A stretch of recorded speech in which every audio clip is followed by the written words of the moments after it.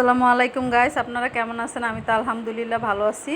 তো আজকে ছেলে কাচ্চি রান্না করে খাওয়ালো। তো ছেলের হাতের কাচ্চি জীবনে প্রথম খেলাম।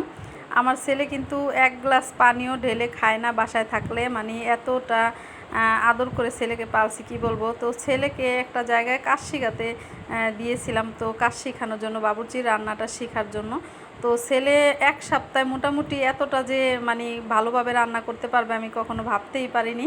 তো আমার ছেলে কাচ্চি রান্নাটা শিখে গেছে অলরেডি। মানে আমার মনে হলো আজকে যে আমরা হোটেলের খাবার বাসায় খেলাম, এতটা মজা হয়েছে কি বলবো।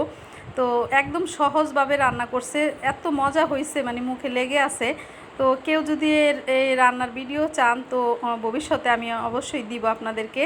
তো কাচ্চিটা কেমন হলো কমেন্ট করে জানাবেন অবশ্যই। আমার কাছে তো বেশ ভালো লাগছে, নিজের ছেলে বলে বলছি না, ঘরের সবাই খেয়ে অনেক প্রশংসা করছে, এত মজা হয়েছে কাচ্চিটা।